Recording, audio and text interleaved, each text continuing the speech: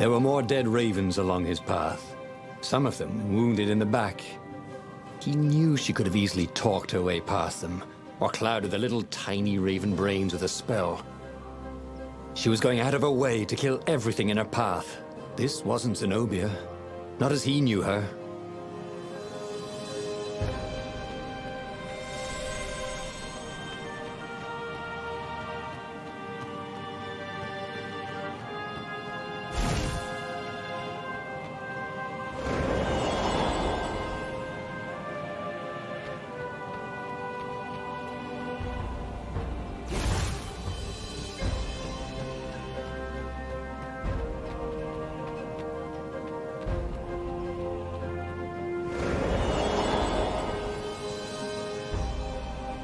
He wasn't that good. Yet.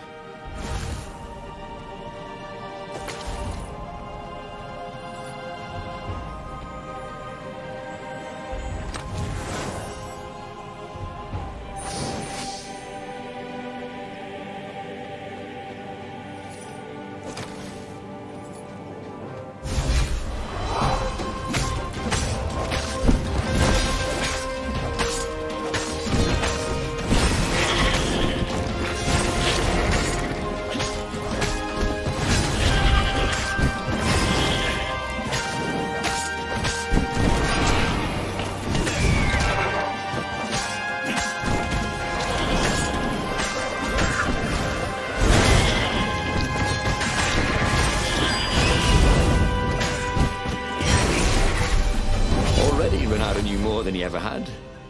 But about what?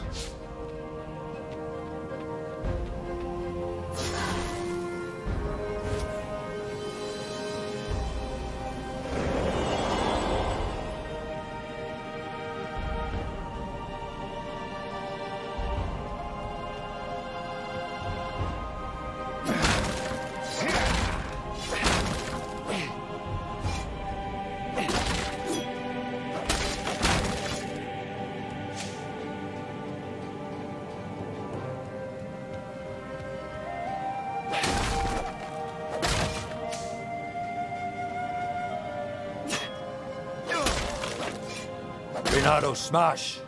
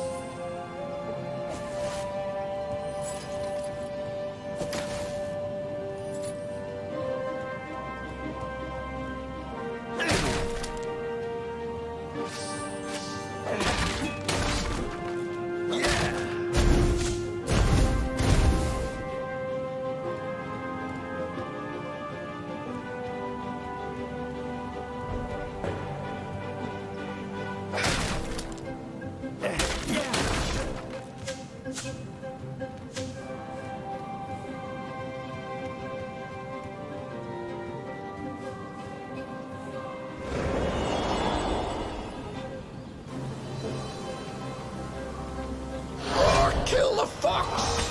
Caught the ravens. Nobody said they were original.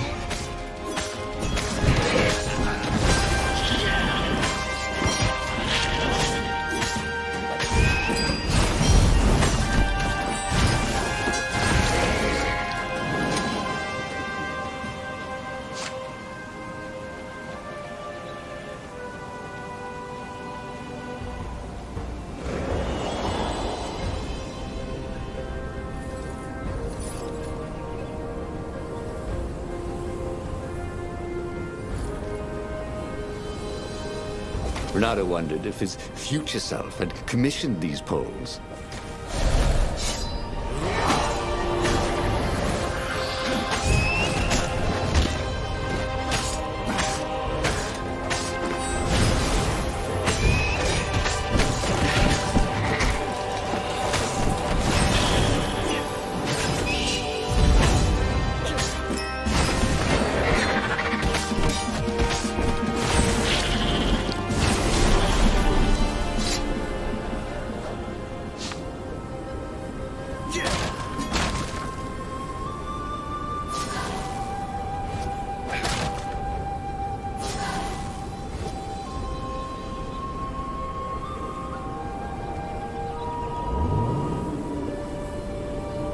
Renato wondered if it wasn't cheaper to build bridges and stairs.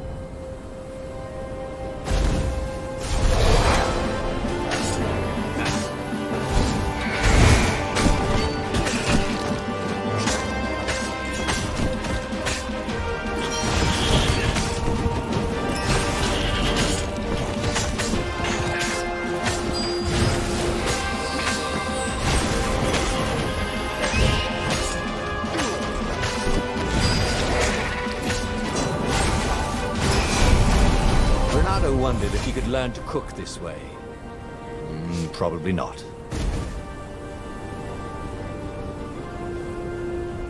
So, his beloved was possessed by the spirit of a demon. That's what it meant to be a hero. To brave the darkness in your loved one's soul. To have faith there was still good in her. To help her out of that darkness, no matter what the cost. But what? What could he do? She'd kill him if he tried to take the Iblis stone from her.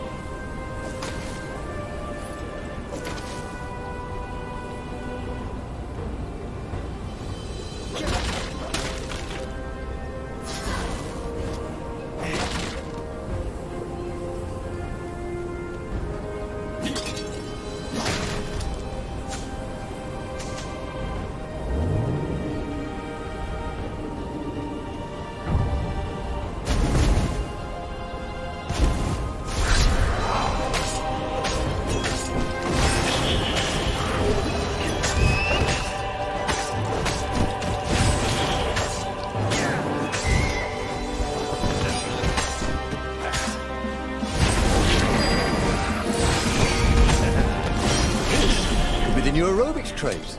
Am I right?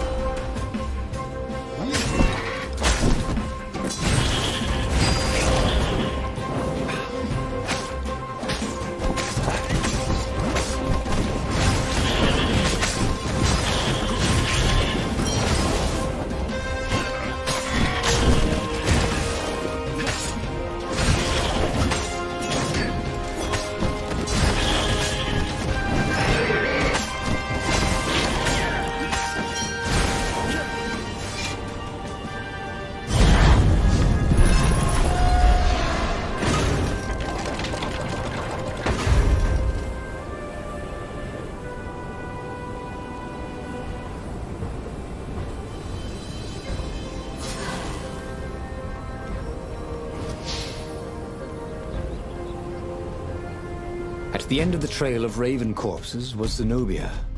Her father was frantically rigging a strange apparatus wrapped around a glowing core. "Don't do it!"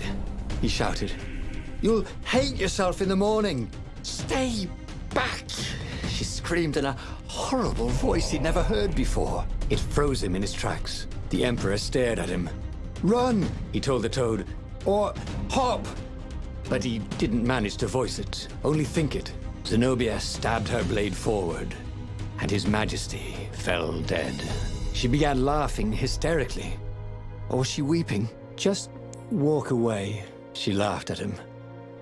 "I've no more use for you." There was something he needed to do, but he couldn't figure out what it was. So he did as he was told. As he walked away, he felt a chill in the world. The light in the sky seemed to dim. He didn't dare turn. He had a nagging feeling there was something he should have done just then. Something heroic. But he could not have taken the Iblis stone from her by force, and she would not have parted with it willingly. A cold wind blew from where she had been, but he still didn't dare turn. And then, an awful laughter filled the air, and all the torches and all the ships went out, and he realized what he should have done. But by then, it was too late to do anything. Okay, that was weird. He could have sworn he just died. Instead, he was on the Farfarer, sailing away from Ubar. And it was still burning. He'd fled burning Ubar years ago, hadn't he? And now he was back there. Had all those years fighting the Empire been nothing but a vision into the future? A useful vision if it was true. He'd learned something. Zenobia still had feelings for him.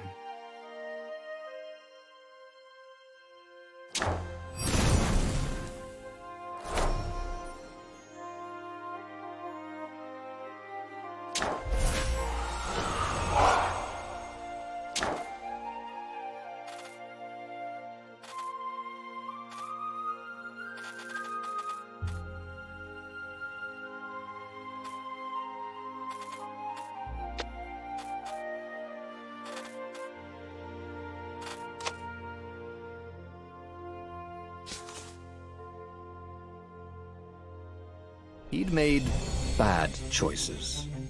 But now, when the real battle came, he wouldn't make those choices. He wouldn't make the same mistake twice. The book's pages began to flip backwards, towards the beginning. And he realized that his adventure was just beginning. The clouds parted over the Isles of Boreas. It was time to choose. The rebellion was in trouble. Ravens were scouting for the secret rebel base. They needed a game changer. Pieces of the Sky Ripper had surfaced. Or so a scholar in the mountains had told him. Surely the weapon that banished the lost gods could defeat the Emperor. Also, a temple had risen out of empty desert. The Emperor had brought the Sky Ripper pieces up out of ancient burial by his obscene rituals. Could this be where the Iblis stone was hidden? Someone better get it before he does, thought Reynardo. On the other hand, his old friend Lapino needed rescuing. Lapino was no game changer, but could Reynardo really leave an old friend to the Ravens?